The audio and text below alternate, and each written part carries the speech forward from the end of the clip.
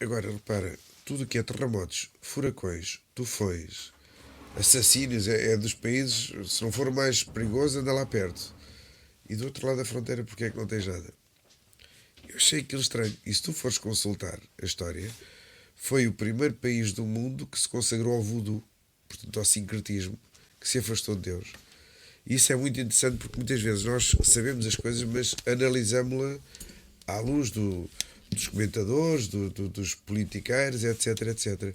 Portanto, este afastamento de Deus, e constata-se e é verificável, faz com que tu caias em tudo o que é negativo, até a natureza.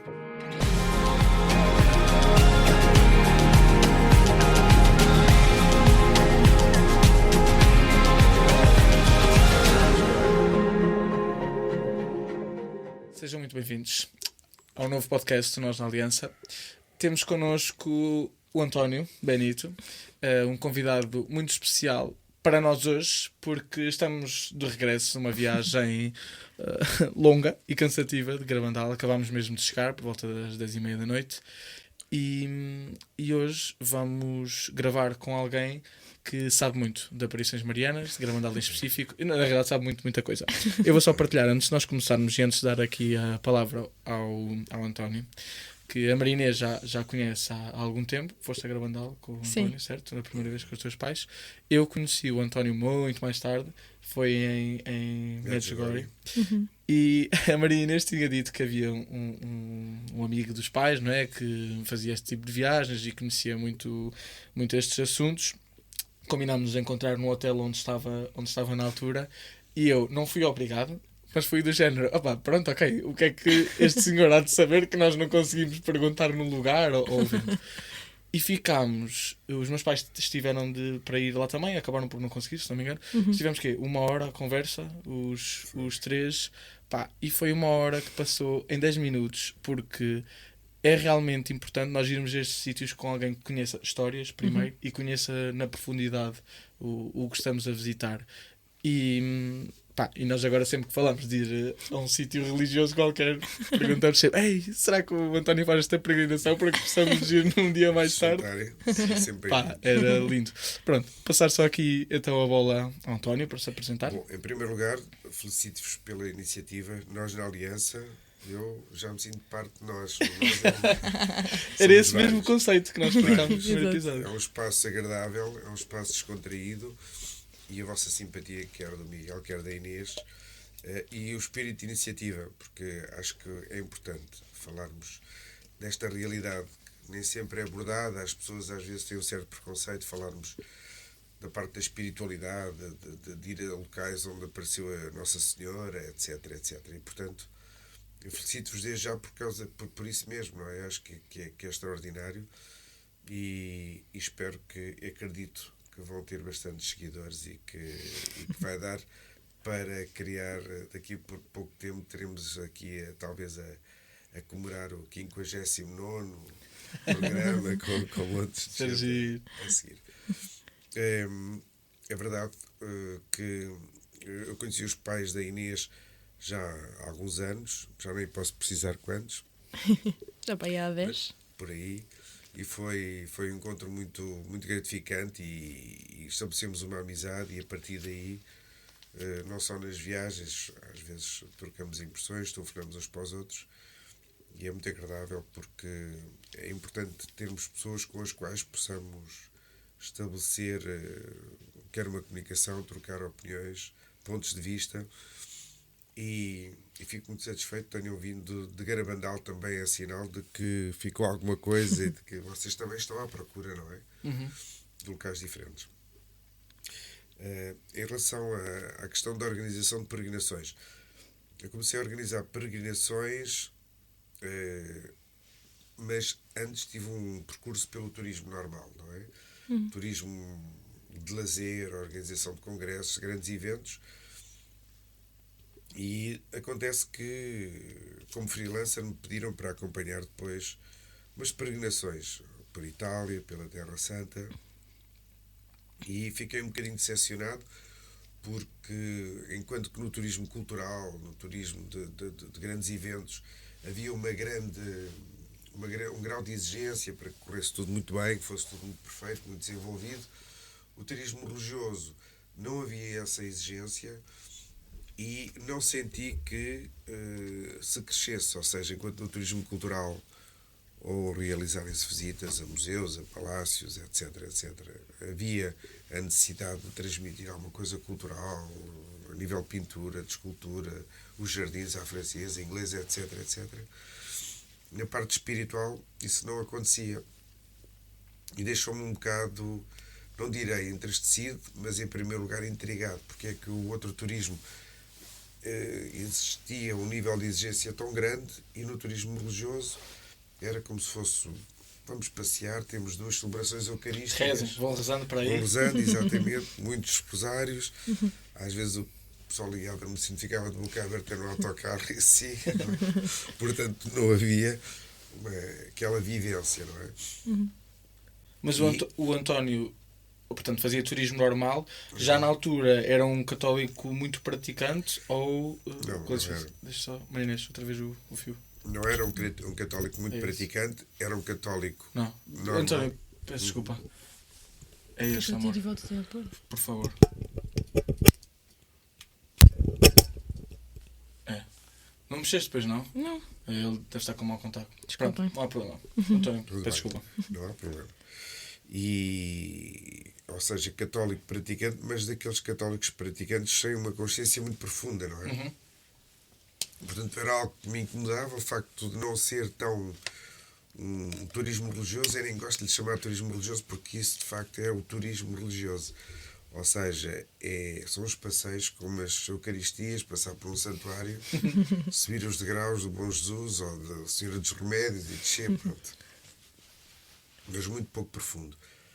E de facto, com o passar do tempo, comecei a perceber que o turismo ou as viagens religiosas tinham talvez uma imagem pouco trabalhada, não é? A imagem, se repararmos, desde os sites que anunciam as viagens religiosas, a organização, uma série de items que me pareciam um bocadinho desleixados, não é? Talvez não por vontade própria, mas porque tem sido assim. E como vinha de outro tipo de turismo, achei que deveria fazer. Mas não podemos dizer que foi uma iluminação, foi algo de imediato. Não, foi, inclusive, comecei com uma empresa minha a fazer grandes eventos, não é? Na altura, a empresa chama-se Grande Evasion, porque trabalhava com o mercado francês, e foi um senhor que organizava grandes eventos, e curiosamente foi para a Ferrer Rocher, fizemos um evento de 300 e tal pessoas no Algarve, e ele motivou-me: porque é que tu não abres uma agência tua, porque estás sempre aqui connosco e tal. E disse: está bem, tudo bem. E nem percebi, só muito mais tarde vi a perceber que Ferrer Rocher parece um bocado ridículo porque é o nome do chocolate, mas é o nome de uma empresa que tem algo de espiritual. Não sei se vocês sabem isso. Não. Já tinha ouvido falar, mas não sei a explicação.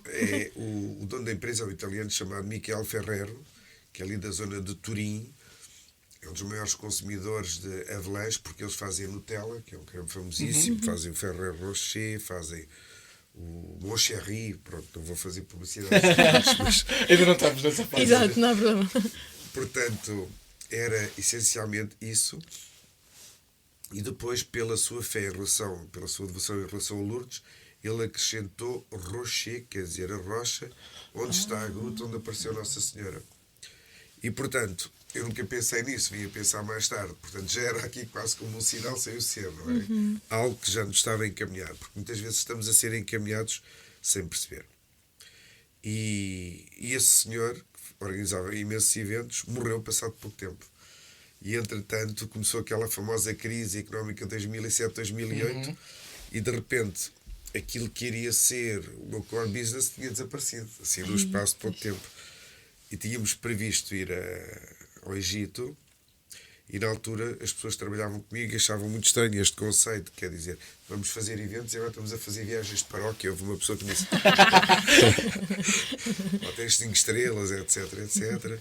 e agora vamos fazer viagens de paróquia porque a realidade é completamente diferente. Não é? O poder de compra é diferente, as pessoas nem sempre querem investir muito na sua parte espiritual, mais no lazer. E a equipa que tinha começado desapareceu em poucos meses. E eu estava no Cairo e pela primeira vez eu já tinha visitado, como devem calcular, turismo cultural, imensas catedrais, conventos, mosteiros, mas tinha lido que Nossa Senhora tinha aparecido no Cairo. Fazia a mínima ideia. E eu disse, vou aqui inovar um pouco, não é? A agência é minha, vou arriscar, porque não dou contas a ninguém, quer dizer, tomo o meu próprio risco. E disse às pessoas, olha, nós vamos estar aqui no Cairo, vamos visitar a parte copta, que é a parte cristã do Cairo, e vamos visitar um local onde Nossa Senhora apareceu. E para grande curiosidade, as pessoas disseram, ótimo, esta é uma coisa diferente, até António, isto é uma surpresa, não é? Sim, vamos lá. Mas assumindo o risco, o que é que vamos fazer? Vamos lá às pessoas, será que há lá alguém para nos explicar? Não há? E fomos ao santuário Nossa Senhora de Zitoun, que é um santuário onde Nossa Senhora apareceu, há fotografias, há filmes, houve conversões de imensos muçulmanos. O Presidente da República na altura foi e ficou surpreendido, não limitou o acesso às pessoas e a partir daí sucedem-se uma série de situações em que há pessoas que sabiam que eu tinha montado a minha agência, eu já tinha feito algumas explorações com eles, começam a abordar-me para fazer peregrinações com eles, se eu não me importava, disse, não, ótimo. E foi como que um fluir de situações e que me levaram depois a interessar, mas a querer, pretensão talvez, atingir aquele nível que existia no turismo cultural, não é? E dos eventos. Senão, vamos fazer qualquer coisa, mas que não seja banal. Até porque, quando tu começas a caminhar nesta área, começas a perceber que ela é diferente das outras. Estás a mexer com coisas que são diferentes, são realidades diferentes. A realidade espiritual tem a ver com a alma e, portanto, ela tem que ser tratada de forma diferente. E pouco a pouco contactas com pessoas que vão a santuários, têm problemas físicos, têm problemas espirituais, que têm perdas e que às vezes é nos santuários que tentam recuperar um pouco o equilíbrio, diminuir a dor, e tu começas de repente a lidar com realidades que não lidavas antes. Não vais falar do Modigliani e do Picasso ou da história do Império Austro-Húngaro, ou o que é que seja. Portanto, passas de aspectos culturais para aspectos humanos e tu próprio começas a envolver-te neles e a perceber que de repente não, gradualmente estás a passar de um campo para o outro. Isso leva-te a procurar mais, não é? Começas a olhar para as coisas de forma diferente. Por exemplo, Fátima, eu tinha ido inúmeras vezes com turistas e com alguns peregrinos, mas nunca tinha meditado muito bem o que é aquilo, não é? Tu de repente estás por ti a pensar, este fenómeno histórico, esta mudança histórica, é anunciada por 3 crianças quase analfabetas em Portugal. Estás a falar de uma coisa que aconteceu na Rússia. Há aqui qualquer coisa de muito forte, não é? Sim. Como é que Portugal é escolhido?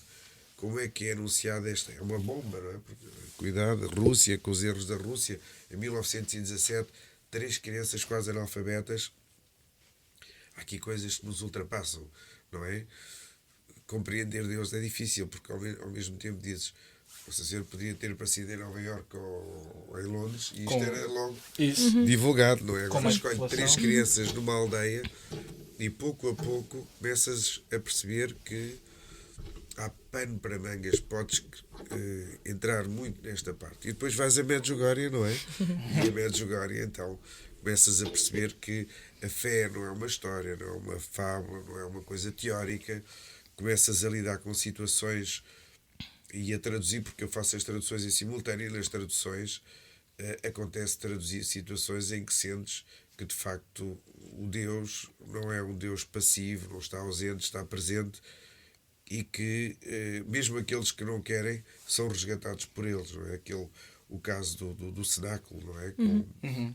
Dos jovens que têm toxicodependências, começas a perceber que atrás da toxicodependência há sempre, não diria um drama, mas pode ser um drama humano, e que não é na droga que o vais resolver, que não é no consumismo, que não é na pornografia, que não é no jogo, mas é em Deus.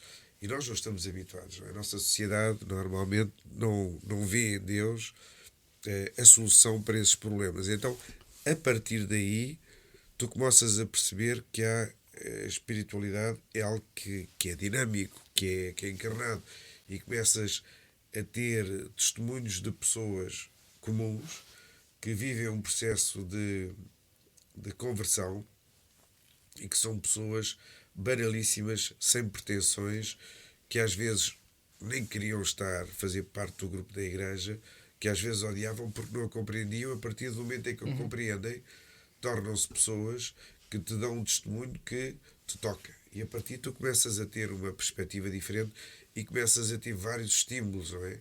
E percebes, isto não é uma história, uma coisa enfadonha, não é aquela coisa de obrigatoriamente vamos e temos uma hierarquia da igreja e temos aqui algumas instituições que fazem uma caridade, ou uma caridadezinha, ou o que lhe quisermos chamar, vai muito para além disso. É uma relação. É. E a partir daí tudo muda, não é? Eu conheci uma psicóloga a fazer Missão País no segundo ano que partilhou mesmo no jantar de famílias que quando tinha casos de pacientes que tinham fé ou que tinham ali alguma base de fé nas suas vidas, que o tratamento era, porque ela também era católica, então também podia trabalhar ali alguma coisa e ajudar nessa parte, que o tratamento era muito melhor, era muito mais rápido, porque a própria pessoa fica com uma outra percepção daquilo que está a viver, do que pode fazer, não é? Do que é ou não é importante. Portanto, sem dúvida que eu acho. É até triste, não é?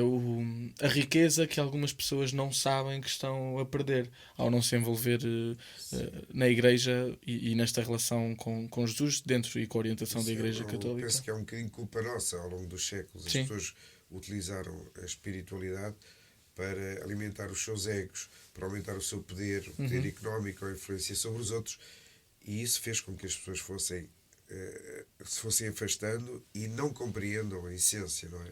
A partir do momento em que se compreende, para em Medjugorje, de facto isso ajuda bastante, porque ao longo dos anos tu tens pessoas, por exemplo, como Elba Ramalho, que era uma figura super sensual, que dançava no palco, etc, etc, e que tinha uma vida mundana, ela própria define o tipo de vida que levava desta forma, mas que tinha feito imensos abortos, e quando chega a Medjugorje toma a consciência, através daquilo que houve, que de facto tinham sido péssimas opções, e começa a sua mudança de vida, não é? Ou que temos, por exemplo, um escocês que foi a um festival dos jovens em Medjugorje, que é um momento alto, e que eu não sei se outra vez falámos sobre isso, e que Sobre o Festival de Jovens ou não, sobre esse em específico? sobre esse Acho escocês. que não. Ele fica muito tocado com Medjugorje também. Começa a guerra nos Balcãs, na década de 90, e ele, tocado por Medjugorje, começa a organizar comboios humanitários com medicamentos, com roupa, com víveres, com uma série de coisas. E quando acaba a guerra, ele percebe que Medjugorje, tudo aquilo que fez, não pode parar.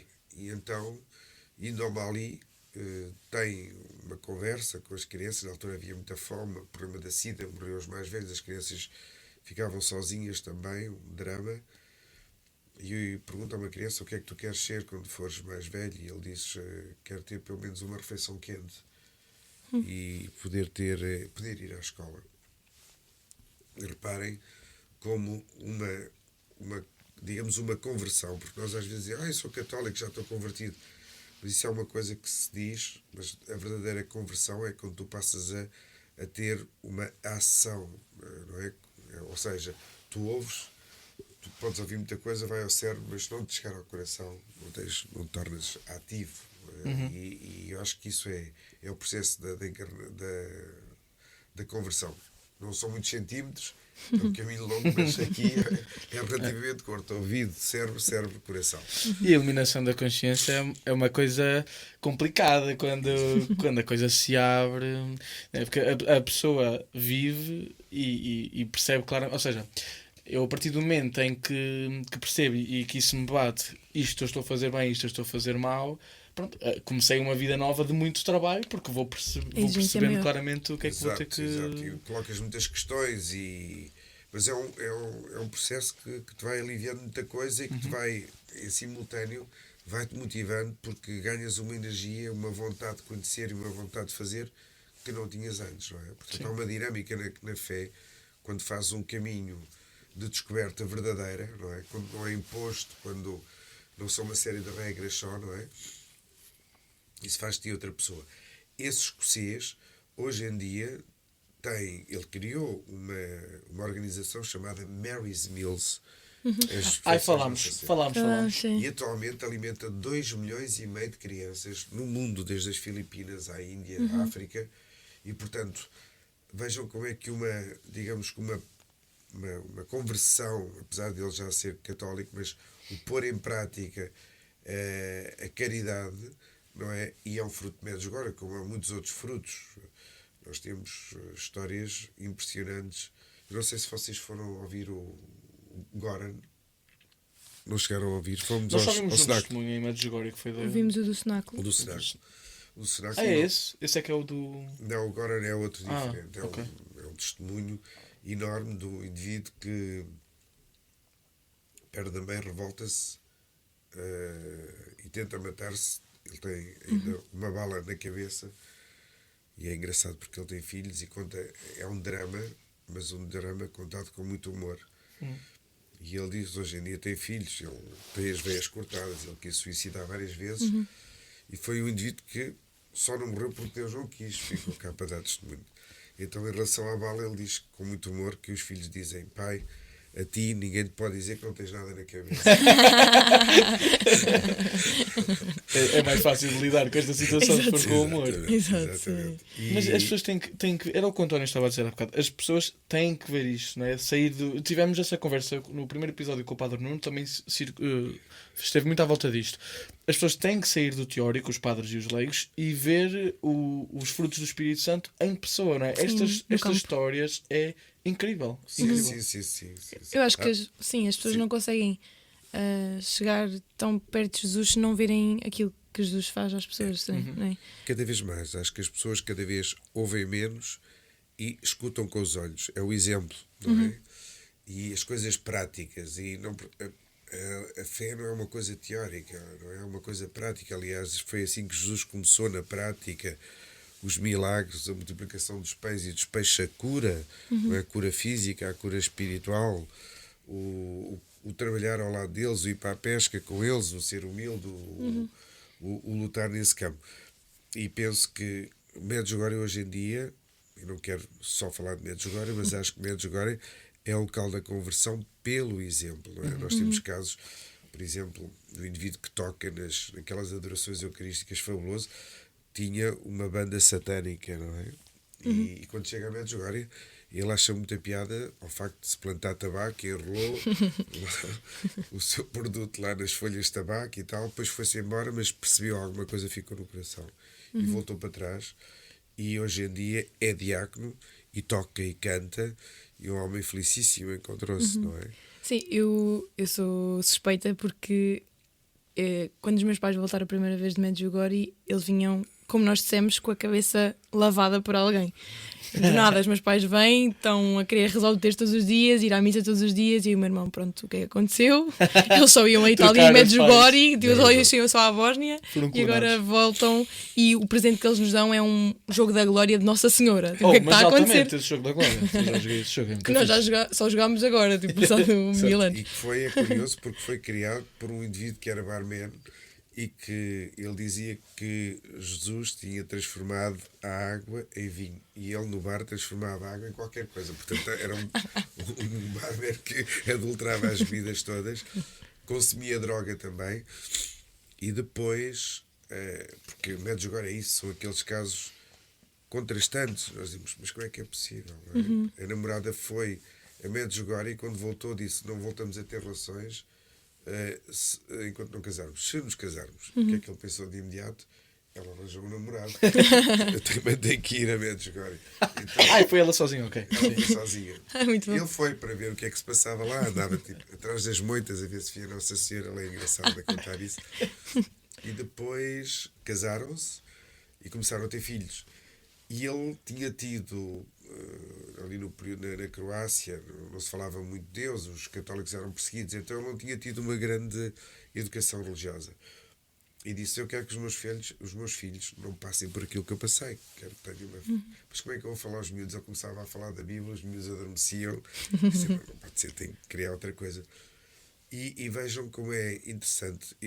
O indivíduo sem formação, nunca teve nem noções de pedagogia, nem nada, cria um jogo em que o peão, é o jogo da glória, mas o peão, em vez de ter aquele pino normal em Nossa Senhora, para que as crianças comecem a mexer em Nossa Senhora, a habituar-se, a familiarizar-se. É um jogo que tem a particularidade de colocar as famílias a jogar, ou seja, desde os avós, os pais e as crianças. O que é muito bom, porque hoje em dia as crianças jogam sozinhas, não é? Conceito de família. E outra coisa que é muito interessante, quem acaba em primeiro lugar, porque aquilo depois tem perguntas, etc, etc, não ganha o jogo, vai ajudar aquele que está em último e pode não ganhar, porque é através dos pontos que depois ganham os dois em conjunto. Não sei se chegámos com essa regra, que eu gosto de ganhar. Usámos isso? Eu não me lembro disso. Eu acho que nós jogámos ao fim, na verdade. Nós jogámos acho que uma vez a experimentar e mas depois... o próprio jogo faz rezar ao longo do jogo, não é? Algumas consequências reza uma Ave Maria, não é uma coisa assim. Tal e qual, isso é importante dizer, porque uma das peregrinas foi uma vez comigo, depois de ter comprado o jogo para o neto, disse-me, António, sabe uma coisa? Aquele jogo que comprei aqui fez com que uma criança rezasse a primeira Ave Maria na sua vida. Porque o meu neto convidou para jogar e naquelas casas em que diz, queres continuar a jogar, reza uma Ave Maria. Ele parou e disse, eu não posso continuar, não sei rezar uma Ave Maria. Então os outros ensinaram. Isto é extraordinário porque através de uma coisa tão simples, tu rezas pela primeira vez na tua vida uma Ave Maria. E isso vai ficar seguramente. Não é? E o jogo é muito interessante porque é muito completo. Ou seja, agora vou causar o pânico. Os nossos amigos protestantes, pronto, acham que nós só olhamos para a Nossa Senhora, não olhamos mais nada. Sim. Mas é muito interessante porque depois há uma das categorias que é só Evangelho e Antigo Testamento também e tudo mais. Sim. Então era muito engraçado porque a nossa forma única de jogar aquele jogo, nós não jogávamos aquele jogo, não achávamos parou, mas o que nós gostávamos imenso de fazer é pegar nas cartas do Evangelho e fazer questões aos nossos pais, tipo, vocês sabem isto? Então andávamos sempre a testar principalmente o meu pai, do género, tu é que és tão entendido, não sei o quê, vamos lá ver se realmente sabes alguma coisa. Então é uma forma de nós também aprendermos, pronto, o que está na Bíblia, porque pronto, às vezes não temos tanta atenção a essa parte. É lógico e ajuda-nos a crescer nesse aspecto. Sim. Medjugorje tem realmente montes de histórias deste género, mas o que mais me impressionou, até porque eu acho que em Portugal, pode ser da nossa experiência assim mais próxima e isto não ser uma realidade. Brina, desliga-me o som do computador. Eu vou pedir desculpa, nós hoje estamos sem regi, volta João e Volta depressa. está tudo. Tira aí só o som, amor, por favor. Consegue-me ouvir? Que eu vou continuar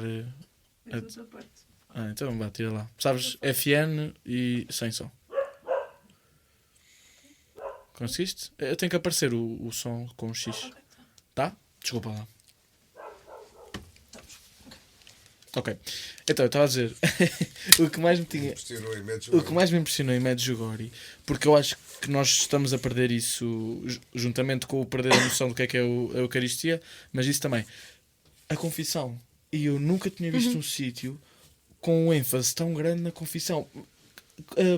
Padres a confessar em todo o lado. Em todas as línguas? Sentam em qualquer sítio, metem a tableta a dizer quais é que são as línguas, que também ninguém quer saber, porque o meu irmão foi se confessar em espanhol, era o que estava livre. E imensas confissões. Isso, a mim, Medjugorje fez-me muita impressão. É um apelo, é como que uma lógica, não é? Porque Nossa Senhora, quando apareceu, falou da paz, utilizou a palavra mir, e depois pediu para que os homens estabelecessem a paz com o seu filho. Isso, ao fim e ao cabo, tem a ver com a confissão, não é? Há conceitos que não se entendem e que têm que ser explicados e depois de vividos e absorvidos, as pessoas entendem, não é? A questão, por exemplo, do pecado, etc, etc. Nós pensamos que são assim daqueles slogans, mas que não fazem sentido. O que é isso do pecado? Porque é que tenho que me confessar, etc, etc. E se tu realmente tens fé e começares a estruturar a tua fé, tu percebes que efetivamente é algo que tu podes não sentir, mas que está marcado na tua alma e que te faz mal. Uhum.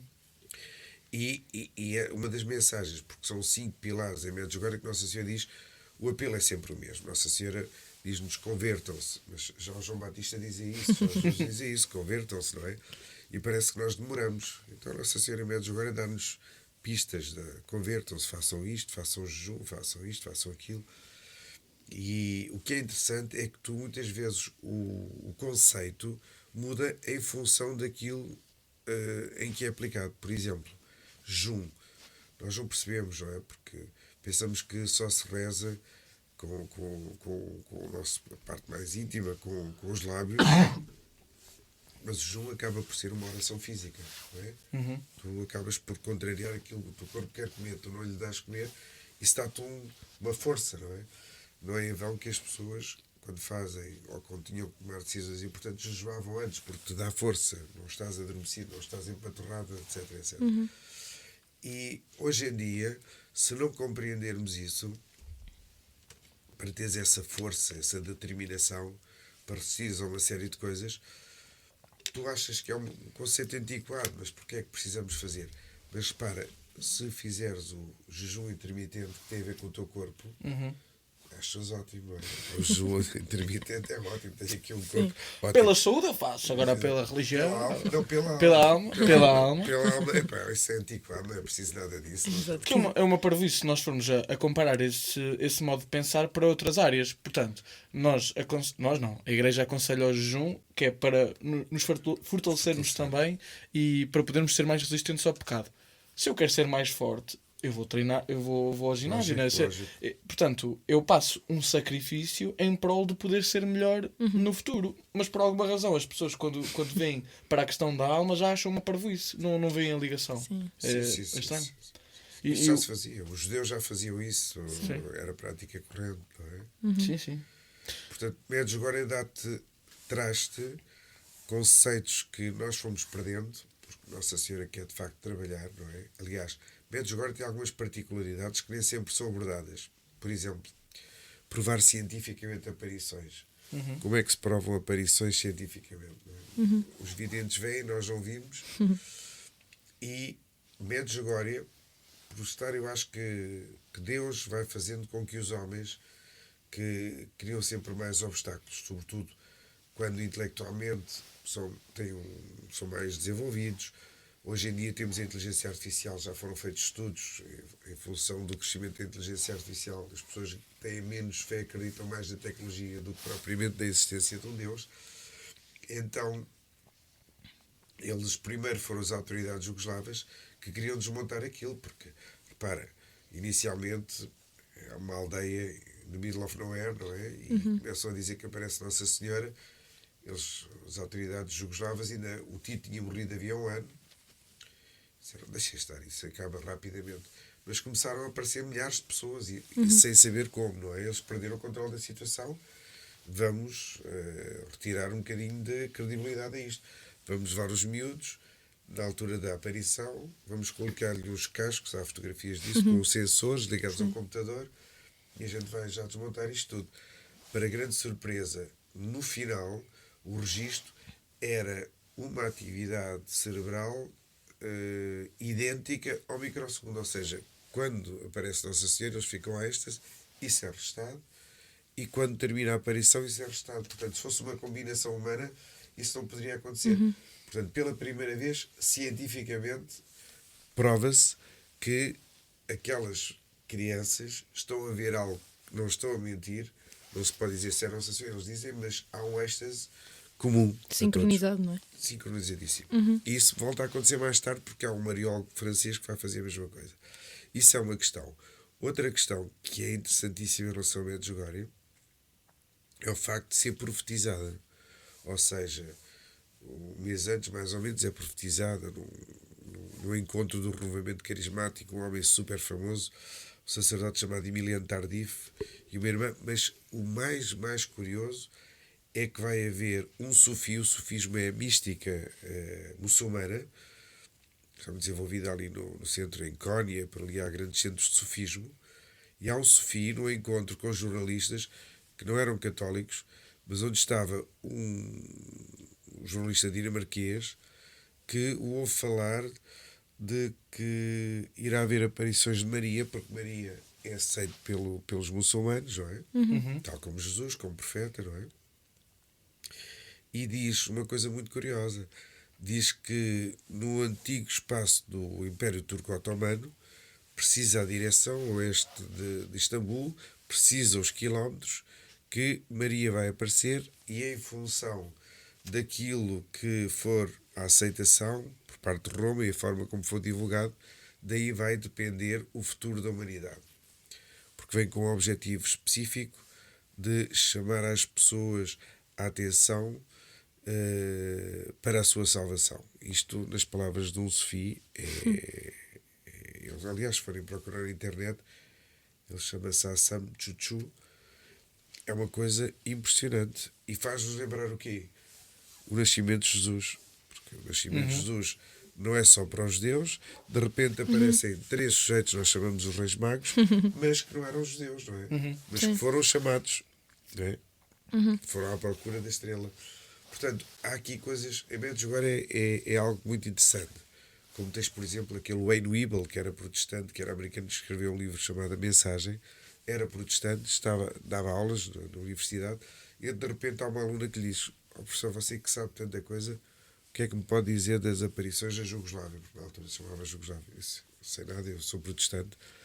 E passado 3 semanas ele está a embarcar com católicos para a Jugoslávia, e quando volta não se reconhece a si próprio e torna-se o maior divulgador. E os protestantes não têm o culto de Nossa Senhora, não é? Portanto, coisas impressionantes. Medjugorje é de facto, eu penso que para os dias de hoje, para as pessoas, porque tu encontras pessoas que resolveram os seus problemas com as adições, tens pessoas que tinham depressões profundas, tinham pessoas, por exemplo, perderam os filhos, que não tinham conseguido superar e superam.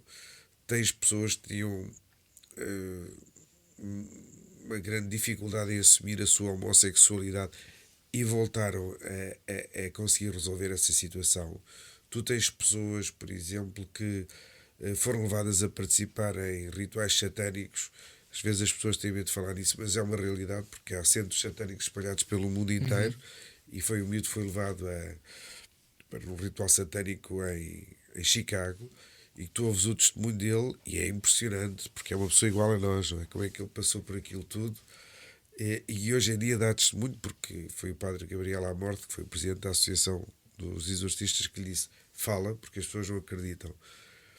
E ficas surpreendido com como em Medjugorje tem a parte espiritual. Tu tens um ícone que está associado a uma cura milagrosa de um indivíduo que tinha imensas doenças e que estava em Itália e que foi parar a Medjugorje. Quando tu achas que o Papa João Paulo II disse que a Divina Misericórdia vai ser o rap para a Igreja no próximo milénio, e tens ali aquele ícone, tens ali aquela pintura que podia ter ficado em Itália, podia ter sido mandado para a Polónia. Quando sobes aquela que vocês subiram, aquela cruz que está lá em cima, que foi feita 100 anos antes, quando tens aquele povo que é um povo eleito para os dias de hoje, porque nós acabamos por, na sociedade ocidental, já estar um bocadinho ou desligados da igreja, ou uma fé muito, muito fragilizada, ou muito tradicionalista, e tu encontras ali um povo, aquilo que vocês disseram, aquelas pessoas que estão ali na Eucaristia a conversar-se, os cânticos e tudo.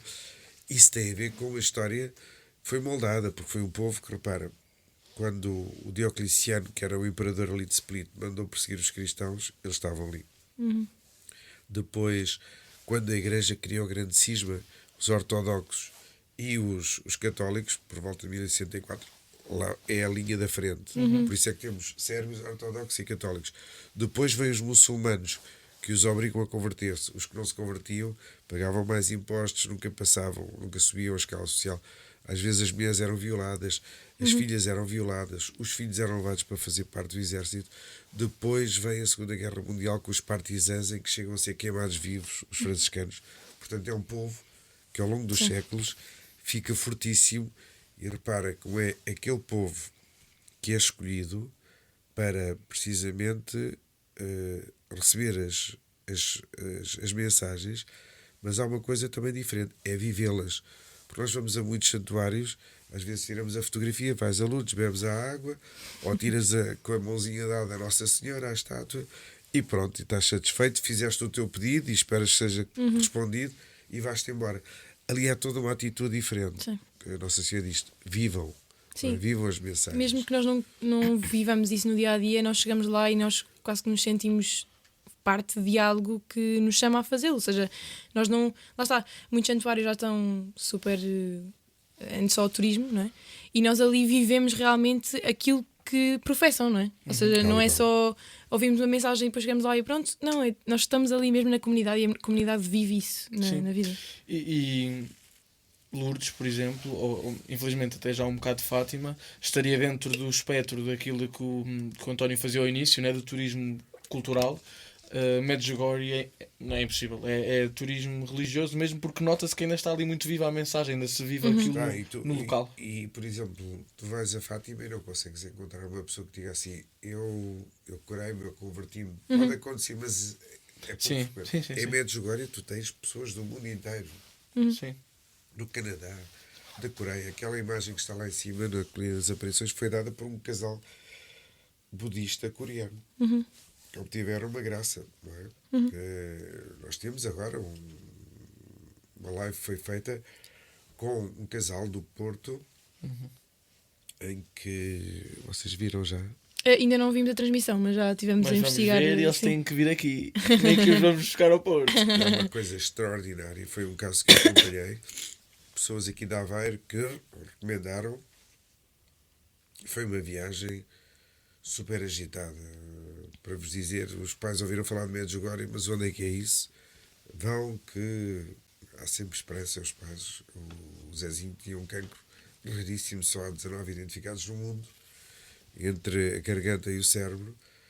A mãe era médica, já tinham mais filhos, aquilo, o mundo de repente desabou, não é?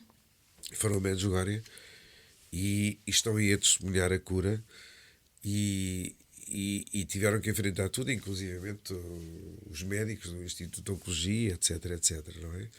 E são histórias que tu às vezes assim, isto milagres é só no passado, mas ainda acontecem nos dias de hoje, não é? Consegues tocar, palpar, e isso é qualquer coisa que desmonta muita coisa. Eu já vi pessoas irem com aspecto não, convictas que não vão buscar nada e as suas vidas mudam. Em Fátima, em Lourdes, o que aconteceu foi banalizou-se, não é? Porque as mensagens, quando tu começas a ver, ficas impressionado, não é? O milagre que é testemunhado por 70 mil pessoas, como é que aquelas crianças ganharam uma maturidade enorme. Aquilo que foi dito: olha, a guerra vai acabar, mas se vocês não mudarem, vem outra. E veio, de facto, e portanto tens uma série de coisas, mas banalizou-se. As pessoas, na sua relação com Deus, hoje em dia, é quase aquilo que se faz na sociedade. Se tens algo para me dar, ótimo. Se não me dás, vou-te pedir uma coisa, vou-te pôr uma vela. Não correspondes, eu zanguei-me com Deus, aquilo não é? É uma perda de tempo. Portanto, esta relação é entroncada. E quando tu sais desse registro, aí encontras uma realidade completamente diferente e que te liberta de imensas coisas e que acontece à frente dos teus olhos. E eu acho que nós portugueses temos muito, porque está aqui perto, temos muito tendência a banalizar Fátima. Eu já tinha ido a Fátima, sei lá, uma porrada de vezes, e só mais tarde é que comecei a tentar perceber o que é que realmente tinha acontecido ali, qual é que era a mensagem, não é? E foi muito por causa da avó da Maria Inês. Porque a avó da Maria... o António conhece. A avó Jana. A avó Jana, sim. Mãe... Foi por causa dela que os meus pais depois foram também na viagem. E eu ouvi uma vez num jantar de família lá em casa dos Gomes, a avó Jana a contar, não o que ela viu, não é? Porque ela estava lá, não era pequenina, já não se lembra. Mas o que a mãe contava que tinha visto, sim. Pá. Porque a minha bisavó esteve no Milagre do Sol. Isso.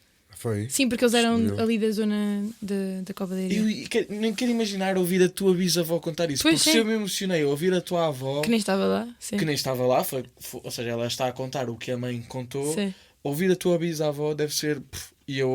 Tivemos essa cena à noite lá em casa. Disse à Marinês: opá, a tua avó temos de trazer a tua avó. Temos de trazer a Exatamente, tua eu avó. acho que sim. Agora, olha, foi plim! Porque eu ouvi aquilo, fui logo investigar. Um beijinho para a avó Jana. Um beijinho para a Que avó vai acabar Jana. a ouvir isto depois. Que foi mesmo. Foi Não se mesmo podem brutal. perder esses momentos, Sim. eu acho que são pedras preciosas, não é? Sim. Porque, mesmo tendo acontecido com a mãe, ela ouviu diretamente quem Sim, testemunhou. é super Porque direto. isso depois perde-se, não é? Depois E perde-se. parece, exato, e parece assim, foi lá no longínquo. Portanto, 1917. Foi há pouco mais de 100 anos. Deve haver 108 gente anos. viva ainda, não que tenha estado lá, porque isso acho que não há, Não. mas que fosse viva na altura Não. de. Então, como não? 108 anos? 108. Então, a minha bisavó tinha lá um colega de 106 anos no lar. Talvez, não sei. Eu não estou a dizer que tenha estado lá, estou a dizer que tenha Que estado tenha viva nascido ainda na nesse altura. ano. Ou seja, isto só para dizer que não é assim tão longe. Sim, Não foi não. uma coisa assim. E Não. ainda dentro do que nós estávamos a falar, estava com isso para me dizer. É verdade que nós temos muito mais provações hoje por causa de ser um mundo super científico e tecnológico e afastamos um bocadinho da realidade de Deus e da Igreja. Por outro lado, eu não sei até que ponto, isto é debatível, né? São diferentes pontos de vista, eu não sei até que ponto é que não é, na realidade, mais fácil acreditar hoje em dia, porque à conta da internet, o acesso que nós temos a estes testemunhos, milagres eucarísticos, nós podemos ver qualquer coisa, pesquisar Sim, na a internet, Carla Cutis fez um bom site. testemunhos de Carla padres, Cutis. exatamente, Carla Cutis com o site. Fortíssimo. Portanto, nós temos tanto acesso a esta informação que eu não sei se não se pode fazer o argumento que, certo, a sociedade está mais distante, mas por outro lado também é mais fácil conseguir ter Sim, acesso a temos esta mais informação. livros, temos mais. Sim, sim. Sim. Uhum. Sem Olhem, dúvida. vamos só fazer um curto intervalinho. Vou explicar porque, António, porque a nossa câmara tem uma definição de fábrica que só dá para gravar 1 hora seguida, que é para não se Sim. enriquecer. Ótimo, Então, ótimo, vamos só ótimo. fazer um Trocar intervalinho Fazemos. e continuamos a seguir porque nós queríamos falar consigo de Carabandal. Porque nós viemos lá. Ótimo. Recapitulei. Isso, estamos de volta. Eu vou só voltar aqui um pontinho atrás. Porque, para ver um bocadinho também a história do António, estava muito no turismo cultural, portanto não tinha nada assim propriamente de religioso Tinha ainda. algumas Não é? coisas, mas. Tinha ali muito light. a basezita, não é? Pronto. Teve essa oportunidade. Foi um bocadinho o que nos falaram os Pinto a semana passada, não é? Portanto, viu um espaço no mercado que havia coisas para evoluir e passou para essa. Eu nem vejo muito com o mercado, sabe? Ainda hoje me faz muita confusão olhar para a parte espiritual Como negócio. das viagens como um negócio. Porque se você vê só por negócio, há coisas que você nunca faria, não é? Eu cheguei a equipamento de jogar com 16 pessoas, não é lucrativo. Pois, ok. Mas acreditava que levando essas 16 iriam estar bem e poderiam transmitir a outros. Isto pode ser até utópico, não é? Mas eu acredito que quando se trata de espiritualidade não nos podemos reger pelas mesmas leis das leis do mercado. Pensar só na parte económica, não é? É por missão. Portanto, faz por missão. Não só porque. Sinto que devo partilhar com as outras pessoas, permitir que descubram aquilo que eu também descobri, que fez com que eu começasse a viver a fé de uma forma diferente. Você vivendo a fé de forma diferente, é impossível não viver a sua vida, a relação com as pessoas, as tomadas de decisão são diferentes. Então, o António sente que a sua fé e a sua caminhada com Jesus também foi crescendo à medida que foi avançando. Há imenso. Eu penso que a conversão é um processo que começa, mas que só acaba com a nossa morte. Não é? A morte terrena aqui. Sim. Portanto, é impossível. Você não pode caminhar sem ter este dinamismo. Se nós pararmos, acabou. E isso traz consequências inevitáveis, que é a coerência que você começa a exigir a si próprio. Só ao princípio eu ainda não estava muito convencido disso. Depois, a nossa consciência, que é aquilo que o Miguel dizia, ela vai ditar-nos que de facto sejamos coerentes connosco, não é? Para sermos coerentes com Deus. E não é, isto tem que fazer. Não, você sente, não é? É uma coisa que depois já é natural. E começam-se a ver os frutos, não é? Quando começam a ver situações como aquela aquela cura, como você começa a ouvir testemunhos de fortíssimos jovens, por exemplo, que eram de famílias tradicionais da Bélgica e que lhe dizem a minha família ia à igreja, mas depois dizia-se mal uns dos outros, etc, etc. E eu vim a descobrir Jesus através dos olhos de um drogado que não me conhecia de lado nenhum, que me ajudou na fase difícil, que me ajudou a sair do buraco. É impactante, não é? Nós não estamos habituados a isso, não é? É que nós possamos ajudar a salvar os outros, mesmo que aos olhos da sociedade não tenhamos valor ou não tenhamos qualquer tipo de influência, mas temos.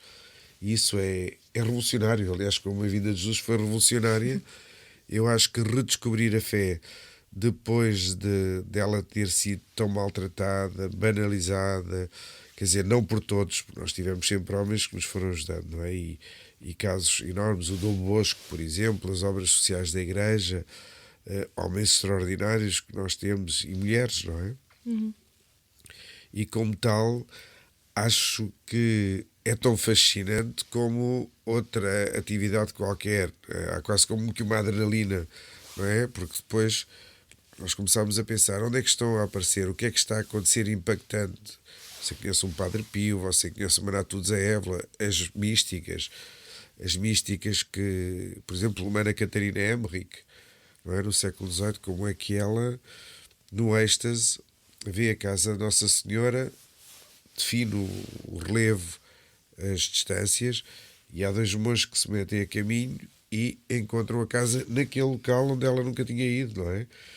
E você depois vê pessoas como o Mel Gibson que adaptam essa realidade mística para um filme e que dá um filme extraordinário, Paixão, não é? Portanto, há muita coisa. A sensação que eu tenho é que há muita coisa para descobrir, há tanta coisa, não é? Tanta coisa. Por exemplo, agora fomos ao Porto com um grupo, fomos à Maria do Divino Coração. Se você perguntar quem é a Maria do Divino Coração, pouca gente sabe. Mas Nós, inclusive.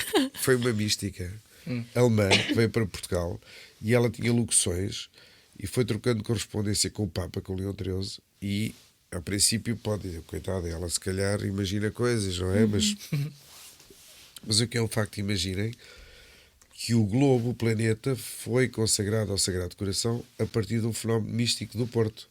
Ninguém fala nisso. Que é mesmo aqui ao lado. É a questão da banalização. Não, mas as pessoas do Porto não sabiam. Pois. Por exemplo, a Alexandria de Balazar. Como é que um corpo se mantém vivo 13 anos só alimentado da Eucaristia, sem um líquido?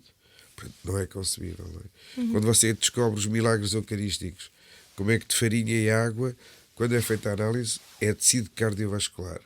Quando o sangue é analisado, tem o código genético de a mulher, não tem do homem, porque foi concebido pelo Espírito Santo. Há aqui qualquer coisa de extraordinário, mas que é sublime e que tem que ser descoberto. E quando você vai descobrindo tudo isto, fica-se estarrecido. Quer dizer, são coisas sublimes e que nós banalizamos.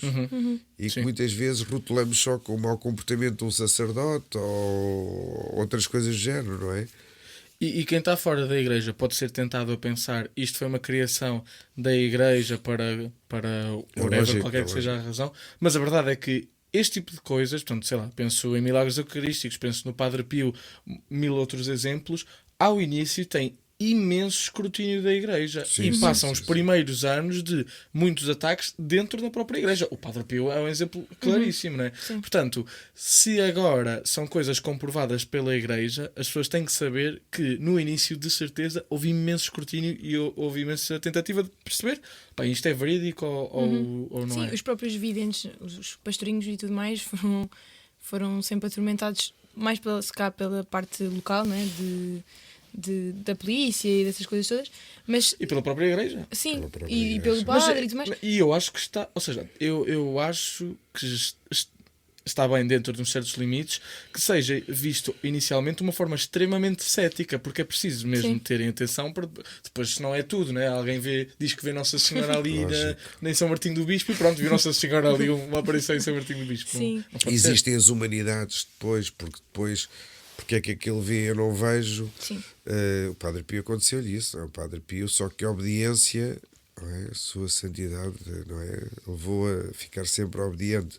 Mas, por exemplo, em relação aos estigmas, eles foram analisados cientificamente, não é? Como é que nunca houve um cheiro a putrefacto, como é que nunca infectaram, isso é impossível dizer, não é? De provar, e como é que se fecharam depois, e como é que tinha temperaturas de 50 graus.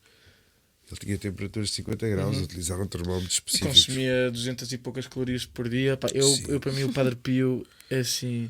Tenho uma relação de. Atenção ao que eu vou dizer, amor-ódio, não que eu tenha uma parte de ódio, mas Sim. é amor-respeito. Adoro o Padre Pio. Adoro.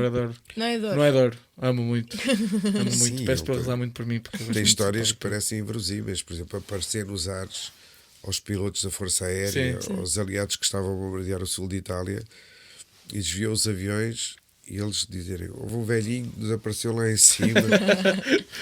Onde é que eles saíram? E depois irem visitá-lo e dizer: não, foi este. Foi mesmo. este. Sim. Está aqui. As lutas com o demónio, né? Que ele teve Sim, mesmo lutas sim, físicas sim, e tudo sim. mais. Eu não imagino que ele também tenha sofrido, né? Mesmo da parte da igreja. Né, foi ele que também foi proibido de. Foi proibido de Celebrar não só missa. confessar, de celebrar Sim. durante vários anos. Só com o Papa Paulo VI é que disse: deixa-no em paz, deixa-no celebrar em paz. Mas esse é um dos homens que veio ao mundo de facto para nos reorientar. Mas à luz da ciência é inexplicável, não é? Eu já tinha ouvido falar do Padre Pio, achei que era super antigo, só depois é que mais tarde Sim. percebi que é uma coisa Há uma, recente. há uma história muito engraçada, tenho que partilhar isto. Nós ouvimos isto na nossa paróquia, basicamente. Sobre o Padre Pio? Sim. Há uma história muito engraçada sobre o Padre Pio que Já sei, houve pois é. um jornalista que pronto, esteve uma entrevista com ele e começou a dizer: Padre Pio, há uma teoria de um médico que o senhor recebeu os estigmas porque pensa tanto em Jesus, tanto, que até, ou seja, foi por pensar tanto em Jesus que teve os estigmas, pronto. E ele disse assim, olha, diga ao seu amigo médico que pense muito num boi, pode ser que lhe apareçam os cornos. É verdade, é verdade, é verdade. Ele era assim bem popular também. Ele falava o napolitano e, como vieram de Garabandal, também se pode dizer que ele, estando longe, não é? Estando na Itália, confirmava a veracidade das aparições e da correspondência com as videntes, não é? Que é algo de extraordinário, como é que ele está tão longe. Mas o Padre Pio é um homem que, para quem tem fé, e quem tem fé é uma fé estruturada, consegue compreender, caso contrário é muito difícil. Porque para ele estava ligado a várias místicas, ele estava muito ligado a Fátima. Aliás, quando é levado uma imagem de Fátima a fazer a primeira volta à Itália, ele tinha um cancro, mas confirmado, não é? E há relatórios médicos. E ele, ao beijar, beijou a imagem fez uma procissão. E quando estava a dar uma volta de helicóptero, ele ficou curado, uma cura instantânea. Agora, tinha uma força. Garabandal é uma delas, não é? Garabandal, que se passa nos anos 60 e que é uma aparição que tem sido um pouco polémica, mas que teve imensos testemunhos de verdade. Os padres que iam disfarçados para que não fossem reconhecidos, e os videntes que nunca os tinham visto diziam que sim. Aqueles milhares de objetos que foram beijados por Nossa Senhora, que as videntes nunca tinham visto as pessoas, nem reparavam nas pessoas que lhes davam e nunca devolveram algo trocado. Há coisas, há provas físicas, não é? Há coisas tão evidentes que nós dizemos que tem que ser para além da capacidade humana, vai muito para além, não é? Sim. Agora, os homens nem sempre estão preparados, não é? E é muito interessante porque surge nos anos 60, em que há uma certa rebeldia, e numa das primeiras aparições Nossa Senhora disse às crianças: se tiverem que vir uma aparição, obedecer aos vossos pais, obedeçam primeiro aos vossos pais. Obediência aos pais, obediência. Eu não sabia disso, é tão Sim, fixe. sim. Isso é muito engraçado. Acho que é uma boa oportunidade então para trocarmos. Não, está tudo bem. Ok. Para trocarmos para essa parte. Garabandal precisava da ajuda do António para perceber aqui uma coisa, que é eu não compreendo Garabandal espaço físico. É uma coisa que eu sentia muito isto quando ia à terra da família da Marinas, da parte materna. Ou seja, chega-se e sente-se uma coisa estranha, diferente. Mas Garabandal é uma proporção mesmo ridícula, que é... Passa essa placa, São Sebastião de Garabandal, e eu não sei se é do ar, se é do sítio. Pá, a pessoa esquece de tudo o que esteve a fazer até o momento. É uma paz que assola a alma, é uma coisa inacreditável. Nós chegámos no sábado, nós fomos direta. Portanto, partimos de casa a 1 da manhã, que é uma coisa mesmo à clã Barroso, mesmo de Totó. Saímos daqui à 1 da manhã, chegámos lá às 10h30, diretos para a missa, qual descansar, vamos diretos para a missa. Eu e o meu pai o meu pai ainda trocou com a minha mãe, eu fui a conduzir o tempo todo. Eu já estava, a Marina, certeza que já estava preocupada, achava que eu ia adormecer ao volante, porque eu já estava a chegar mesmo, pronto, mal, mesmo fisicamente. Pá, entra-se na aldeia, é inexplicável. Eu acho que é algo que as pessoas só mesmo indo. E eu queria perguntar ao António se fazia ideia do porquê. Porquê que há esta coisa? É graça. Mas eu não sinto isto, e eu adoro Medjugorje, não senti isto em Medjugorje. Porque é diferente, está mais puro, está mais preservado do som. É um local que é um local da graça, não é? Os locais onde Nossa Senhora aparece, mantém-se a graça. E o nosso corpo é sensível à presença de Deus, não é? Nós sentimos isso em relação a vários locais onde Nossa Senhora apareceu. Entra-se na capela em Paris, na Medalha Milagrosa, e há como que uma atmosfera etérea também, nós sentimos, não é?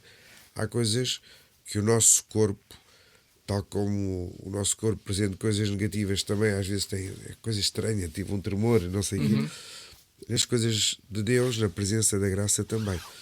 E depois é o próprio enquadramento natural, não é? Nossa Senhora Medjugorje disse que de facto também tínhamos que proteger a natureza, porque é um local de encontro com Deus, não é? Nós, quando queremos pensar, meditar, rezar, não procuramos o boliço da cidade, nem o barulho, não é? Procuramos a natureza, não é? E até por isso há este apelo, não é?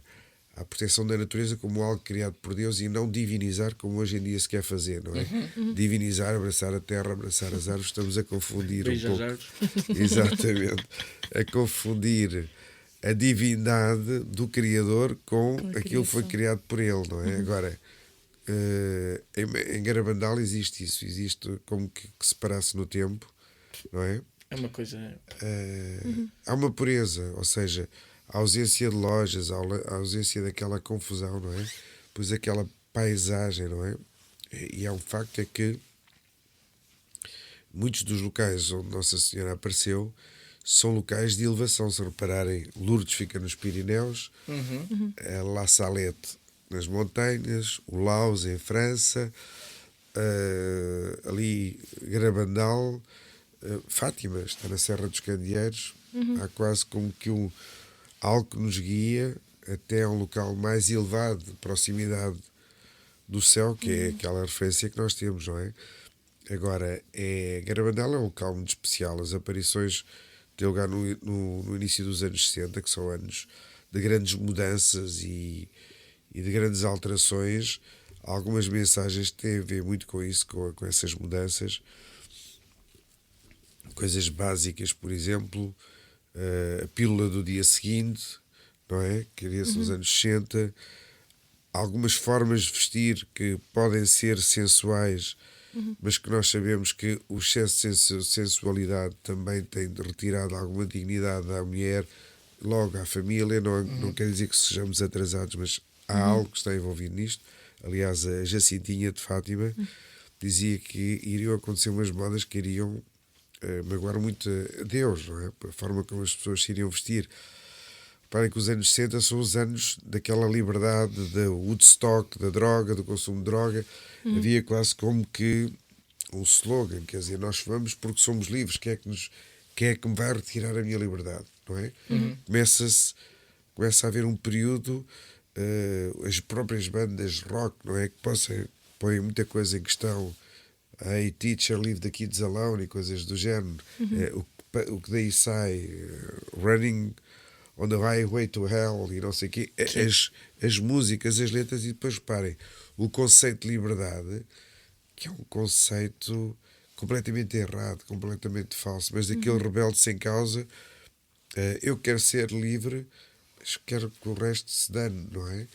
Reparem, o conceito de liberdade que era dado pela droga, passado 60 anos, nós percebemos que é uma escravatura que escravizou muita É gente. uma liberdade animal, não é? Vou fazer aquilo que me libertinagem. aparece primeiro no cérebro. Que é Mas nem estás a criar uma liberdade, porque Sim. tornas-te escravo. Exatamente. E tão escravo que às vezes matas pai, ou avô, ou mãe, ou teu irmão para arranjar dinheiro para a droga. Portanto, qual é essa liberdade? E portanto, estes conceitos errados. E Nossa Senhora aparece em Garabandal a falar com meninas de uma aldeia, mas a dar guidelines, não é? Referências, obediência aos pais, não é? Obediência aos professores. Quando as aparições começam, a primeira pessoa a quem eles vão ter é com a professora.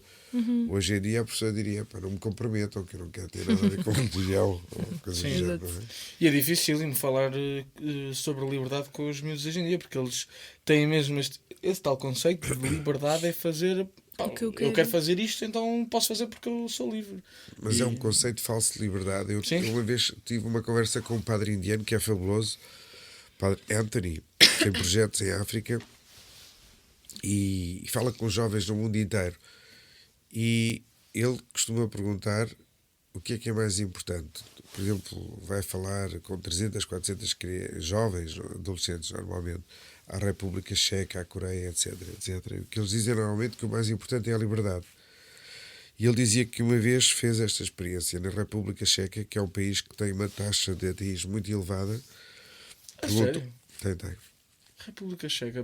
Pensei que estaria numa zona ali de muito catolicismo. Na República Checa, o comunismo, teve as revoluções, os hussitas, houve ali grandes lutas religiosas. E eles dizem a liberdade. E ele pergunta-lhes: mas vocês são livres? Sim, eu sou livre, eu faço o que quero, o meu pai deixa-me fazer aquilo que quero, eu saio à noite, eu vou de férias com os amigos. E tu achas que sim, também temos plena liberdade. E assim é estranho, porque eu estive na Inglaterra há 2 semanas e vi que as pessoas vestiam como vocês se vestem e que por sua vez se vestem como nos Estados Unidos. É estranho como é que pessoas livres se vestem da mesma forma. Sim. Será que não há ninguém a ditar-vos, a manipular-vos e que vos obriga a vestir da mesma forma, senão não são aceitos? Portanto, de que forma é que estão livres? E eles ficam com uma cara muito séria. Ao princípio pensam: o que é que este padre vem para aqui dizer, ensinar-nos?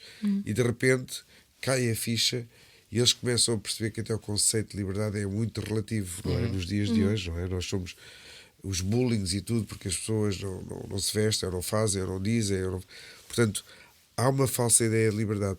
E eu penso que não é um slogan vazio, sem sentido, quando dizes que a espiritualidade, como Jesus dizia, porque ele no fundo era um outsider na época, não é? Veio falar do amor da face ao outro e ama o teu inimigo e coisas do género, mas era um outsider que permitiu a libertação de muita gente que estava oprimida. É uma época muito difícil. Eu acho que aí está a essência da fé. Não é pelos cânones, não é por vermos pessoas às vezes vestidas com trajes muito pesados e estatutos, etc, etc. É de facto sentir que a fé tem um objetivo e tem um fundamento e te traz alívio, alegria e te traz-te guidelines para que tu sejas mais feliz, não é? E nem sempre se vê dessa forma, nem sempre se vê disso. E os protagonistas dentro da igreja muitas vezes também a tornam enfadonha, não é? Quer dizer, e eu penso que estas novas aparições, desde que sejam mastigadas, saboreadas, elas são de facto para os dias de hoje, que é outra coisa que nem sempre as pessoas percebem. Vão pôr uma vela, vão fazer um pedido, mas há um chamado update, e Nossa Senhora, nesse aspecto, é extraordinário. Se tu fores reparar nas aparições, tens as aparições, por exemplo, no México, que aparece ao índio, ao Juan Diego, que os espanhóis estavam a dar-lhes pancada, não é? Uma imposição. E ela disse: não, eu sou tua mãe, estou aqui para te proteger também, não é? Acredita em mim, confia em mim. Quando Nossa Senhora aparece em Fátima, fala do final da guerra, fala do final da guerra, fala da revolução na Rússia, com uma precisão impressionante. Quando aparece em Medjugorje, ela aparece no local onde vai haver guerra 10 anos depois. Portanto, ela antecede. Ela não aparece na Eslováquia ou na Hungria a dizer vai haver aqui uma guerra no leste. Não, ela aparece No ali. sítio. Ela, quando aparece no Quibeu, no Ruanda, onde houve a maior guerra civil dos últimos anos, talvez do último século, em África, ela aparece no Ruanda a pedir a paz. Como aqui. Só que as pessoas não acreditam. Ou seja, não se leva a sério. E eu acho que tem havido consequências, não é? Quando, por exemplo, essa falta de entendimento faz com que as pessoas rejeitem. Porque, repara uma coisa, quando houve aquela recusa do Luís XIV, porque houve aparições em Fátima do Sagrado Coração, e a vidente diz-lhe, olha, Jesus disse-me para consagrares a França ao Sagrado Coração, e depois o Sagrado Coração, eu disse, para que é que eu preciso disso? Eu sou o Rei Sol, o Rei Soleil, que é lá saber disso. O que é que acontece? 2 gerações depois morrem todos na guilhotina, os reis, e há uma revolução tremenda, não é? E perde-se imensa fé, etc, etc. Agora reparem, qualquer coisa que nem sempre é falado. A primeira aparição mariana, que é depois ali na Rue du Bac, a medalha milagrosa, em que é dada à vidente uma medalha onde está escrito ó Maria concebida sem pecado, não é? Rogai por nós que confiamos em vós, que é muito interessante porque aquilo que estava escrito já estava a indicar que ela queria ser reconhecida como a Imaculada Conceição. Sim. Que é uma coisa que depois há um debate, mas Nossa Senhora mostrou. Mas a medalha, quando se vira, tu vês 2 corações. Na base da medalha tens uma cruz e depois na base tens 2 corações. Aquele que eles recusaram, que é o Sagrado Coração, e o Coração Imaculado de Maria. E repara, do passado 70 e tal anos, o anjo, quando reza, está a fazer uma oração e diz as blasfémias, etc, etc, e fala do Sagrado Coração de Maria, não, do Sagrado Coração de Jesus e do Imaculado Coração de Maria. Portanto, há um fio condutor. Sim. Mas se tu não perceberes, isto não faz muito sentido. Olha, vamos ali que é a Nossa Senhora da Saúde para ter saudinha. Olha, vamos ali àquele porque ali cura-se aquilo. Não é? Quase que em superstição, não é? E não se entende a lógica, percebes? E a partir do momento em que tu descobres essas coisas, não vês a fé com os mesmos olhos. Sim, até me lembra aquelas coisas, aquelas teorias, desculpem a comparação, com aqueles filmes da Disney que têm sempre easter eggs do filme que vai ser publicado a seguir. Ou seja, até na fé, Deus e Nossa Senhora são originais o suficiente para nos já darem indicações do que é que vem, o que é que, o que é que nós podemos fazer. E é importante não banalizar, é tão especial que é importante nunca banalizarmos. Não é?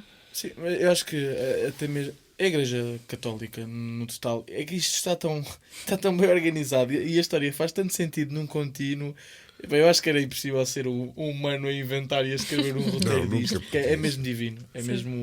É uma coisa que. Pá, e é fixe, né? Porque nós temos tanta história e há tanta coisa que Miguel, é possível sempre ir aprofundando. E há coisas como tu te maravilhas e acho que há pessoas que fazem escolhas para viver, representar e evangelizar. E o que mais custa é banalizar aquilo que é brilhante. É como se tu, se quisesses vender ouro e falasses do ouro como falas do plástico, não é? Eu houve uma coisa que descobri com as minhas idas à Terra Santa e que fiquei estupefacto porque nunca ter ouvido isso, não é? E inclusive foi-me revelado, mas não com o objetivo de me transmitir de facto aquilo que estava ali incluído, e vou-vos contar e vocês seguramente vão ficar impressionados. Nós costumamos dizer que Jesus nasceu em Belém, deitado nas palhinhas, e Belém, vamos a Belém ver o menino, pronto, Belém. Até que pela primeira vez, quando fui a Israel, perguntei o que é que queria dizer Belém, se tinha um significado. E os judeus disseram Belém, são 2 palavras juntas, Beit, que é sempre casa, Lahaim, a casa do pão. Ótimo. Depois fomos a Belém e um guia diz-lhe Beit Lahaim em árabe, porque o árabe e o hebraico têm a mesma raiz, um bocadinho como o português, o italiano, o espanhol. Mas imaginem. Beit Lahaim em árabe quer dizer a casa da carne. Espetacular. É a única palavra. Portanto, será que Jesus poderia ter nascido noutro sítio? Não. O que é que ele define? Quem comer a minha carne terá o pão eterno para a vida. E a transubstanciação é quando o pão se transforma em carne. Agora digam-me, é bombástico ou não é? É bombástico. Tu dizes assim, nasceu em Belém, mas ele não poderia ter nascido noutro sítio. Como é que isto está preparado, não é? Como é que nós não vemos as coisas, não é? Como é que está ali à tua frente e tu não vês, mas quando descobres, não pode ser banal. E estando aberto a ver isto com olhos de fé é uma coisa, pronto, que enche mesmo a alma, né? Ver estas coisas, ouvir estas histórias. Nós temos, sem dúvida, que temos que ir à Terra Santa. Sim. Preferência, se calhar, antes de começar a ter filhos e ficar eu vou demasiado começar a pequeno. falar de outros locais para vos incentivar a continuar a Depois viajar. fazer uma lista. Tem que ficar em paz primeiro, mas é um local muito especial. Sim. Percebes? Não se pode fazer agora visitas? Pois. Quer dizer, poder podes, mas é arriscado. E há outras coisas, percebes? A Terra Santa tem a própria geografia, percebes? Porque, por exemplo, qual é o berço da humanidade? África, não é? Onde se encontram os hominídeos mais antigos. E tu sabes que tens uma falha, passa pela região dos Grandes Lagos, essa falha das placas, não é?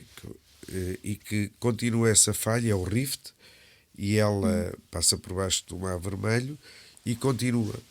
E essa falha é a falha sírio-africana, que passa precisamente pelo ponto mais baixo da Terra e continua, vai até ao final do Mar Morto, na zona de Nazaré.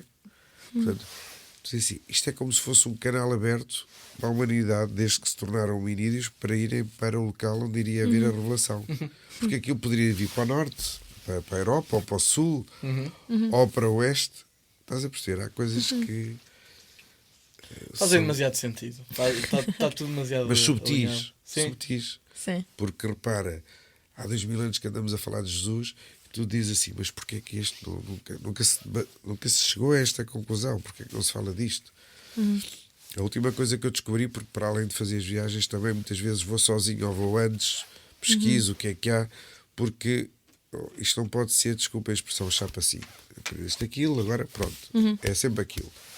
Não, porque tu aprendes aquilo e tu sabes que há mais coisas, portanto tens que ir mais além. E a última coisa que eu descobri, tenho amigos, disse, eu sei que está aqui perto do túmulo do Herodes de Belém, gostava de ir lá. E vocês sabem o que é que eles descobriram há 40 ou 50 anos nas escavações? Um anel com o nome de Herodes. Não, desculpa, Pôncio Pilatos. Pôncio Pilatos. Porquê é que teria um anel de Pôncio Pilatos? Está escrito, eles são excelentes a estudar arqueologia e tudo, não é? Poderia provavelmente ser o anel dele, e por qualquer motivo o ter dado ou qualquer coisa. Agora, não se fala muito em Israel porque isso era comprovar a história, aquela história. A ligação. Pôncio Pilatos foi quem condenou Sim, Jesus, sim. ou não condenou, foram os judeus, que é sempre aquela. Sim, Pôncio Pilatos lavou as mãos. Exatamente. Mas como é que nós não sabemos que existe? Como é que não é divulgado? Percebes? E como é que os católicos que vão também não divulgam? Não é? É. Mas é uma revelação, e eu acho que a revelação de Jesus aqui na Terra, né, ao nosso, pronto, que está disponível para nós, acho que é subtil o suficiente para não nos retirar a liberdade, ou seja, não é algo estampado na cara que Lógico. depois tira a liberdade individual de acreditar, mas é lógico o suficiente, e o que o António está a contar mostra isso, né? É lógico o suficiente para, fazendo o clique, percebendo que isto é a verdade, pronto, a pessoa fica com uma panóplia de coisas para poder, pronto, para ir reforçando a fé e para ir percebendo que realmente faz sentido. Sim. Há pouco tempo deparei-me com um vídeo do Santo Sudário, do investigador que também não tinha nada da parte católica inicialmente, mas que foi investigar isto e que isto se converteu ao catolicismo. E está tudo aí. É uma pessoa ir vendo. Então, a minha questão, e para retificarmos aqui os pontos das peregrinações marianas, que era, ou pelo menos as mais importantes, que era uma coisa que nós queríamos falar hoje, temos Fátima em 1917, Garabandal, que foi onde nós estivemos nos anos 60, Medjugorje nos anos 80. E a minha pergunta, porque é algo que me deixa bastante intrigado, é: Fátima tem uma dimensão muito grande, acolhe muitos peregrinos, já foi há mais de 100 anos, é perceptível. Medjugorje também já se nota muita afluência, é um sítio onde mesmo à volta já começa a ter algum tipo de comércio, pronto, já se vê muita movimentação. Garabandal, e como falámos há bocadinho, que é uma das coisas que dá gosto de nós irmos lá, mas está muito ainda puro, usando a expressão até que disse o António. Certo. No entanto, tem 20 anos de avanço em relação a Medjugorje para espalhar a palavra a peregrinos. Porquê é que Garabandal está vazio? Muitas vezes isso tem a ver com os planos de Deus, não é? Porque durante este ato de tempo aconteceram aparições, por exemplo, nos anos 70, em Akita, no Japão, aconteceram aparições, por exemplo, em Amsterdão, pós-guerra, aconteceram aparições noutros locais, em França também, repara, ali em Espanha, não muito longe de Garabandal, no País Basco também. Inclusivamente são aparições onde é revelado, é pré-anunciada a Guerra Civil Espanha 36-39 e nunca houve grande divulgação. Agora, Garabandal em si mesmo, apesar de haver fenómenos que foram comprovados por várias pessoas, por exemplo, há coisas que Deus não faz espetáculo, mas permite que aconteçam determinadas coisas para convencer as pessoas que cada vez são mais duras de coração. Quer dizer, quem vê aqueles êxtases, as meninas naquelas posições, a andar para trás, a receber a comunhão, a ter dons de perceber quem é que está sem nunca ter visto, são de facto coisas para os anos 60 extraordinárias. Agora, elas encerram as aparições podem-se subdividir e há uma classe de aparições que são mais polémicas e mais sensíveis, são as chamadas aparições proféticas, ou seja, profetiza-se uma guerra, se as pessoas não se mudarem, ou seja, Nossa Senhora não é o arauto da desgraça, mas isto vocês estão-se a portar nesta fase, desta forma, portanto isto não vai acabar bem, portanto agora se vocês mudarem as vossas atitudes, etc, a coisa vai melhorar. E em Garabandal Nossa Senhora fala precisamente do aviso, do milagre, do castigo e dá alguns alertas, inclusivamente faz uma chamada de atenção ao clero, mas atenção que isso é feito em vários locais, não é? Nem todo o clero é a mesma coisa. A nossa igreja tem a parte humana, tem a parte divina, como nós sabemos, e é preciso compreender até a própria história e a forma como as pessoas foram angariadas ou engajadas. Havia muitas pessoas que viam na igreja uma forma de escapar à pobreza, de ter formação, de se terem alimentação, etc.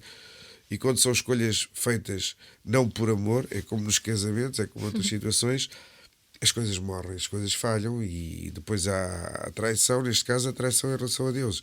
E, portanto, quando é a Nossa Senhora a chamar a atenção para determinadas coisas em relação ao clero, é lógico que o clero não entende e, em vez de ver como uma chamada de atenção de uma mãe para que as coisas melhorem, porque quando se perde o clero, não se perde só o clero, perdem-se as pessoas que deixam de confiar e, portanto, deixam de acreditar naquele caminho de salvação. E, portanto, isto é trágico para a humanidade, não é?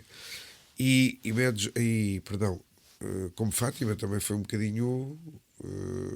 nós hoje em dia está assente, mas repare, aquilo que Nossa Senhora pediu, a consagração, uma série de coisas, e até o reconhecimento do Vaticano demorou praticamente 12 anos, não é? E, portanto, sempre que se tratam de aparições que têm um caráter profético, há sempre um acolhimento. Aliás, a igreja, como disse há bocadinho Miguel, tem que ser cauta, tem que se passar por uma série de filtros até perceber se de facto é verdade ou não, porque há aparições verdadeiras e também existe uma realidade das aparições falsas, não é? E como tal, Garabandal, eu penso que apesar do próprio Papa Paulo VI, quando soube dizer isto é o maior fenómeno místico desde a vinda de Cristo à Terra, portanto, era suposto ter havido um acolhimento diferente. Mas, como dissemos, o Padre Pio também era um santo homem com estigmas, contudo, com imensos dons de profecia, de prescrutar as almas, etc, etc, e foi maltratado, não é? Sim. A parte que Jesus não foi maltratado pelos gentios, foi porque eles faziam parte da estrutura da fé hebraica, não é? Portanto, é sempre assim. Garabandal teve sacerdotes que deram testemunhos extraordinários, aliás, aqueles dois irmãos que foram, e houve um que depois ter visto Nossa Senhora que morre e diz: morre feliz, que bom é a nossa mãe do céu, etc, etc. O Padre Andreu. São os jesuítas, são homens muito estruturados que testemunham, como houve outros que testemunharam, como houve episódios extraordinários, aquele episódio da caixa do pó de arroz, em que as pessoas davam coisas para serem beijadas por Nossa Senhora, e é-lhe dada, passada uma caixa de pó de arroz, e elas, reparam, têm um certo prurido, e Nossa Senhora beijou qualquer coisa que não fazia sentido, e depois dirigem-se à pessoa a quem pertencia à caixa de arroz, do pó de arroz, e perguntam: mas o que é que esta caixa tem de especial? Nossa Senhora não costuma beijar caixas de pó de arroz. Beija terços, anéis, cruzes, etc, etc. É que esta caixa foi utilizada para levar a comunhão na Segunda Guerra Mundial a sacerdotes que depois foram fuzilados. Portanto, o corpo do meu filho, disse Nossa Senhora, explicou, esteve nessa caixa, e portanto é como se fosse um sacrário. Coisas extraordinárias, não é? Lindo. Agora, o Padre Pio que disse foi: não se preocupem, revelem só as coisas, quando as pessoas quiserem acreditar, será demasiado tarde. Depois existe sempre a polémica de tudo aquilo que tem a ver com o final dos tempos, o apocalíptico. Há questões bem direcionadas, há outras que são alarmistas, há pessoas que tiram partido disso. Uma coisa é certa, é que aquilo que vem de Deus não é para nos meter medo, não é? É para nos alertar. Aliás, há uma coisa muito interessante: sempre que há aparições, ou do anjo ou Nossa Senhora, as primeiras palavras são: não tenhais medo. Para assegurar, para acalmar, para que se estabeleça essa confiança. E hoje em dia fala-se muito da parte apocalíptica, não é? Sim. Há vários místicos que falam sobre isso. Há sinais que são reveladores de facto que a sociedade está a entrar, o planeta está a entrar em crise, as pessoas, a falta de harmonia, a violência aumentou, o materialismo, o egoísmo, etc, etc. E, portanto, muitas vezes o falar-se destas questões e rotulá-las de apocalípticas faz com que as pessoas muitas vezes desvalorizem, ou seja, isso é mais uma coisa para meter medo, De etc. tolos. Exatamente. Sim. Mas é uma aparição fortíssima, com sinais fortíssimos, e que põe à prova a própria capacidade de entendimento, aqueles êxtases em que elas andavam de joelhos na neve, etc, etc. Mas ao mesmo tempo, se calhar está guardado para o momento certo, não é? Porque Sim. e porquê? Isso faz parte dos planos de Deus, não é? Para os planos de Deus não são os nossos planos. Nós às vezes perguntamos porque o que é que, por exemplo, era Nazaré, não é? Onde vivia a Sagrada Família, e na altura os judeus diziam: o que é que sai de onde? Nazaré. Depois vê-se o que é que saiu. Se Nossa Senhora quisesse, ou Deus quisesse que Nossa Senhora tivesse vindo alertar a humanidade para um projeto grandioso à escala global, nós humanos teríamos escolhido para ir a Nova Iorque, ou Paris, ou Londres, ou o que é que seja. Sim, sem dúvida que não é Garabandal, não é? A questão de Medjugorje a estrada não tinha saída, uma aldeia com pessoas idosas, etc. Num país comunista, onde não se falava de espiritualidade, nada. Não sei se vocês viram uma fotografia que foi tirada 4 dias depois da primeira aparição. Já há centenas de pessoas. Eu conheço um casal de Assis que foi de férias em junho, conduziram uma daquelas vans, nunca tinham lá posto os pés, de repente param em frente à igreja de Medjugorje. Por acaso. por acaso não há casos. Sim, é certo, mas não tinham Exatamente, planeado. as coincidências. Mas Coincidências. esse casal que chegou a acolher a Miriana durante a guerra, em Itália, em Assis, disse-me: António, nós nunca encontramos uma explicação lógica, porque como é que era possível, quer dizer, afastámos da costa, nós vinhamos passar férias, como é que entramos pelo interior e fomos parar em frente à igreja? Não é? Coincidências. Sim. É uma boa definição, exatamente isso. Sim, eu também passei um período assim muito de alarmismo por causa da mensagem de Garabandal. A minha mãe hoje ou ontem, já não me lembro, estava a dizer que realmente foi dito isso, né?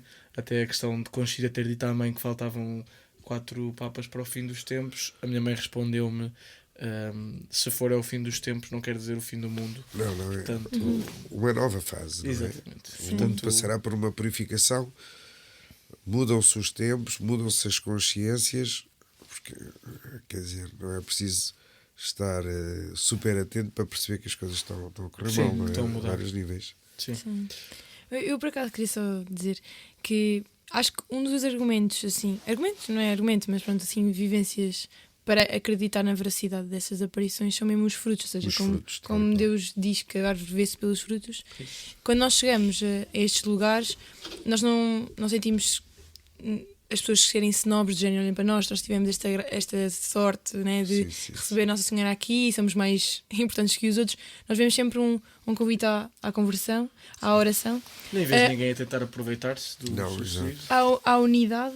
Ou seja, ainda agora tivemos em Garabandal o padre O sempre. padre é incrível. Sim, o padre O padre Garabandal. Rolando. Padre Rolando Rolando Epá, ele é uma é- peça. é um personagem. Sim. É um personagem. A própria parte física já Sim. de si, o olhar, o sorrir. Ele sempre a convidar à união, à unidade da igreja, sempre a alertar as pessoas para os perigos espirituais, ou seja, e falam de Garabandal, mas não é do género, olhem, esta é a nossa bandeira. A bandeira deles é de Cristo e da igreja, sim, sobretudo. e da igreja. Sempre sim. a fazer pela Eucaristia, a não divisão. Sim, a oração pelo Papa, sempre. Sim, na questão da não divisão, o padre Rolando foi uma homilia ali a rasgar. Foi a homilia que foi o evangelho do cisco no Sim, olho. sim. Quando Achei. olhar para o cisco quando se tem uma trave no olho. E ele, aquele padre é espetacular. Sim. Nossa Senhora vai escolhendo. não É é? isso, Sim. foi bem escolhido. Foi bem escolhido. Pronto, António, Já acabou? tem que ser.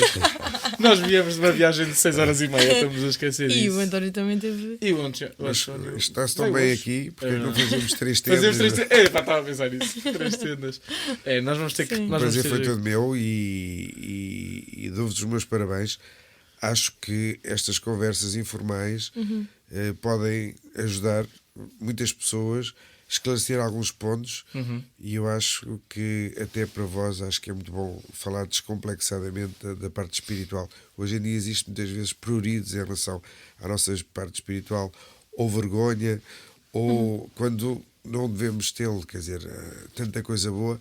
As coisas más são inerentes à nossa humanidade, mas vamos focar-nos nas coisas boas, porque daí só vem frutos, não é? E há muito a Voar. descobrir e nós temos muito também a caminhar Sim. e queremos levar o máximo de pessoas a fazer essa caminhada connosco, por isso é que trazemos E por pessoas isso com tantos- devem-se se inscrever nas premiações da agência e... Não, pode dizer. Não digo. Já disse o nome, portanto Sim, agora é só agora as isso. pessoas já sabem. Isso vai-se manter aqui em suspense até a edição da Golden, de uma emissão Golden, não é? Ok, pode ok, ser, fazemos um episódio Do especial. aniversário. Isso, e aniversário de um ano deste episódio revela aí. E talvez haja um sorteio com algumas coisas interessantes, não? Opa! Vamos fazer aqui um. Ei! Bem, vamos mesmo ter que ver a agenda a seguir. Não mal deixem de seguir este canal. É promissor. Exatamente. Partilhe que o António deve ter uma rede de contactos muito grande. de certeza. Pronto, muito obrigado. Obrigado, por ter estado. Obrigado, eu a vós. E, Felicidades. para o obrigado, programa. igualmente. Igualmente. sim. Boa viagem, vai agora para Fátima, não é? Vou para Fátima. Portanto- Depois de termos falado tanto de aparições, para onde é que eu podia ir?